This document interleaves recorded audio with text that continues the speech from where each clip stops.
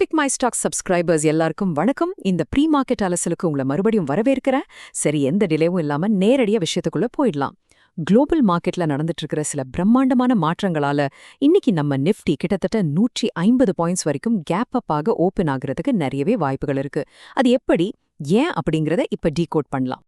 இன்னைக்கு மார்க்கெட்ல இருக்கிற இந்த பாசிட்டிவ் சென்டிமெண்ட்டுக்கு ரொம்ப முக்கியமான காரணமே நேத்த நைட் கச்சா எண்ணெய் விலையில நடந்த அந்த மிகப்பெரிய சரிவு தான். அதாவது பிரெண்ட் க்ரூட் ஆயில் விலை ஒரே நைட்ல 6% சரிஞ்சு பேரலுக்கு $106 கீழே வந்திருக்கு. அதே போல WTI கச்சா எண்ணெயும் $98.5 கீழே வந்திருக்கு. நம்ம மார்க்கெட்டுக்கு இது நிஜமாவே ஒரு மிகப்பெரிய பூஸ்ட்.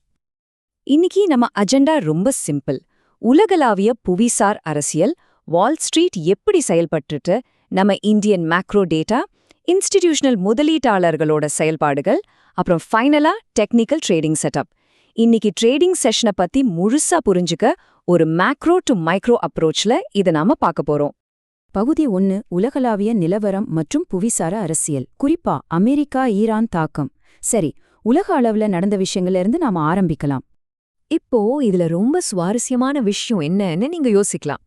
அமெரிக்க முன்னாள் அதிபர் டொனால்ட் ட்ரம்ப் மற்றும் ஜேடி வான்ஸ் கொடுத்த சில அறிக்கைகளுக்கு மார்க்கெட் உடனே ரியாக்ட் பண்ணிருக்கு. அமெரிக்கா ஈரான் அமைதி பேச்சுவார்த்தையில ஒரு நல்ல முன்னேற்றம் இருக்கு அப்படிங்கிறது தான் அந்த அறிக்கையோட சுருக்கம். இது வெறும் அறிக்கை மட்டும் கிடையாது, கள நிலவரமும் மாறியிருக்கு. ஹார்மோஸ் ஜலசந்தி வழியா ஆயில் டேங்கர்கள் இப்போ ஈரானோட மேற்பார்வையில மறுபடியும் பாதுகாப்பா பயணிக்க தொடங்கியிருக்கு. சூப்பர் டேங்கர்கள் பாதுகாப்பா போறத சீனாவும் தென்கொரியாவும் உறுதிப்படுத்தியிருக்காங்க. இந்த பிசிக்கல் மூவ்மெண்ட் தான் கச்சா எண்ணெய் விலை அந்த அளவுக்கு அதிரடியா குறைய முக்கிய காரணம். பகுதி 2, வால் ஸ்ட்ரீட் சந்தையின் செயற்பாடு, டெக் பங்குகளின் எழுச்சி.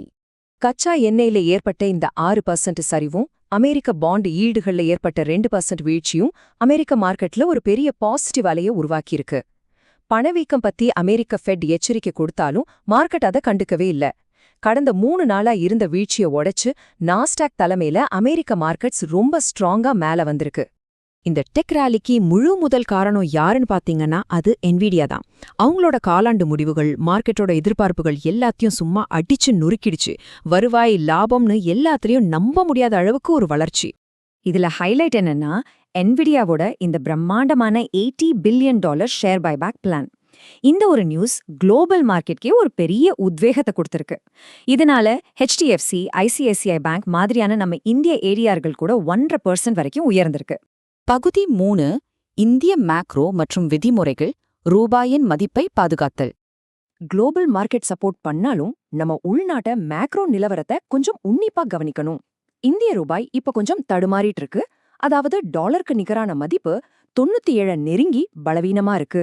இந்த சரிவை தடுத்த நிறுத்த ரிசர்வ் வங்கி மே 26 அன்னைக்கு ஒரு $5 பில்லியன் ஸ்வாப் ஏலத்தை அறிவிச்சிருக்காங்க. இது ரூபாயோட மதிப்பை பாதுகாக்கும். ஆனா பெரிய வங்கிகளுக்கு இது ஷார்ட் டேர்ம்ல சின்னதா ஒரு மார்க் டு மார்க்கெட் லாஸ் கொடுக்கவும் வாய்ப்பிருக்கு. இதுக்கிடையில செபி ஒரு சூப்பரான புதிய முன்மொழிவை கொண்டு வந்திருக்காங்க. இனிமேல் மாதாந்திர சம்பள பிடித்தம் மூலமாவே நாம நேரடியாக மியூச்சுவல் ஃபண்டுகள்ல முதலீடு செய்ய முடியும். 2026 ஜூலை மாசத்துல இது நடைமுறைக்கு வரலாம்னு எதிர்பார்க்கப்படுது. லாங் டேர்ம் மார்க்கெட் இன்ஃப்ளோஸ்க்கு இது நிஜமாவே ஒரு மிகப்பெரிய கேம் சேஞ்சர். பகுதி 4, நிறுவன முதலீட்டாளர்களின் செயல்பாடுகள் மற்றும் சென்டிமெண்ட், குறிப்பா மாறும் புட் கால் ரேஷியோ.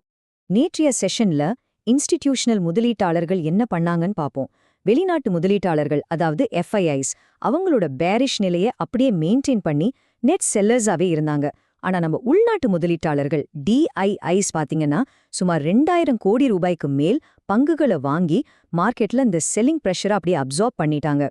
மார்க்கெட்டோட மூட் மாறுறத இந்த டேட்டா ரொம்ப அழகா காட்டுது. புட் கால் ரேஷியோ இப்போ 1.1ல இருந்து 1.24 ஆக அதிகரிச்சிருக்கு. அப்படின்னா என்ன? ட்ரேடர்கள் கால் ஆப்ஷன்களை விட புட் ஆப்ஷன்களை அதிகமா விற்கிறாங்க. சுருக்கமா சொல்லணும்னா மார்க்கெட்ல புல்லிஷ் சென்டிமெண்ட் இன்னும் ஸ்ட்ராங் ஆயிட்டு வருது. பகுதி 5, டெக்னிக்கல் ட்ரேடிங் செட்டப், பிவோட் பாயிண்ட்களை கையாளுதல். சரி, ஃபைனலா இன்னைக்கு நம்ம நோட் பண்ண வேண்டிய முக்கியமான மைக்ரோ டெக்னிக்கல் செட்டப் பத்தி பார்த்துடலாம். நேத்து நிஃப்டி ஒரு நல்ல புல்லிஷ் கேண்டில ஃபார்ம் பண்ணிருக்கு.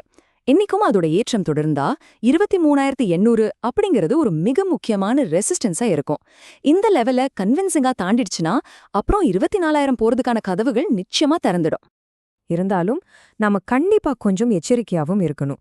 ஏன்னா நிஃப்டி இன்னும் அதோட எல்லா முக்கிய மூவிங் ஆவரேஜ்களுக்கும் கீழே தான் ட்ரேட் ஆயிட்டு இருக்கு. அது மட்டும் இல்லாம ஏப்ரல் மாச ஏற்றத்தோட முக்கியமான ஃபைபோனாச்சி லெவல்களுக்கும் கீழே தான் மார்க்கெட் இருக்கு. சோ கொஞ்சம் உஷாரா இருங்க. பேங்க் நிஃப்டியை பொறுத்த வரைக்கும் நேத்து 53,560 அப்படிங்கிற ரேஞ்சில் ஒரு நல்ல பெரிய புல்லிஷ் கேண்டிலோட முடிஞ்சிருக்கு. உங்களுக்கு உடனடி சப்போர்ட் லெவல் எங்க இருக்குன்னு பாத்தீங்கன்னா கரெக்டா அந்த 53,000 மார்க் கிட்ட தான் இருக்கு. இப்போ ஆப்ஷன்ஸ் டேட்டாவை நாம கவனிச்சோம்னா நிஃப்டியோட ட்ரேடிங் ரேஞ்ச் ரொம்ப தெளிவா தெரியுது. ஓப்பன் இன்ட்ரெஸ்ட் டேட்டா படி கீழே 23,000 அப்படிங்கிற வலுவான சப்போர்ட்டுக்கும் மேல 24,000 அப்படிங்கிற அந்த சைக்கலாஜிக்கல் ரெசிஸ்டன்ஸ்க்கும் நடுவுல தான் மார்க்கெட் இப்போதைக்கு லாக் ஆயிருக்கு. இதோ உங்களுக்கான ஒரு கேள்வியோட இந்த அலசலை நாம முடிச்சுக்கலாம். ஒரு பக்கம் உலக அளவுல மார்க்கெட்டுக்கு சூப்பரான பாசிட்டிவ் செய்திகள் வருது, இன்னொரு பக்கம் நம்ம உள்நாட்டு டெக்னிக்கல் தடைகள் இருக்கு. இன்னைக்கு நிஃப்டி இந்த தடைகளை எல்லாம் உடைச்சு 24,000 அப்படிங்கிற உச்சத்தை தொடுமா? உங்க கருத்து என்ன? மறக்காம கமெண்ட்ஸ்ல சொல்லுங்க. ஒரு முக்கியமான விஷயம், நாம செபி பதிவு பெற்ற ஆய்வாளர்கள் கிடையாது. இந்த அலசல் முழுக்கவும் உங்களோட எஜுகேஷனல் பர்பஸ்க்காக மட்டுமே. அதனால ட்ரேடிங் பண்றதுக்கு முன்னாடி எப்பவும் உங்களோட சொந்த அனாலிசிஸ கண்டிப்பா பண்ணுங்க. இன்னைக்கு மார்க்கெட்ல உங்களுக்கு ஒரு சூப்பரான ட்ரேடிங் அமைய என் வாழ்த்துக்கள்.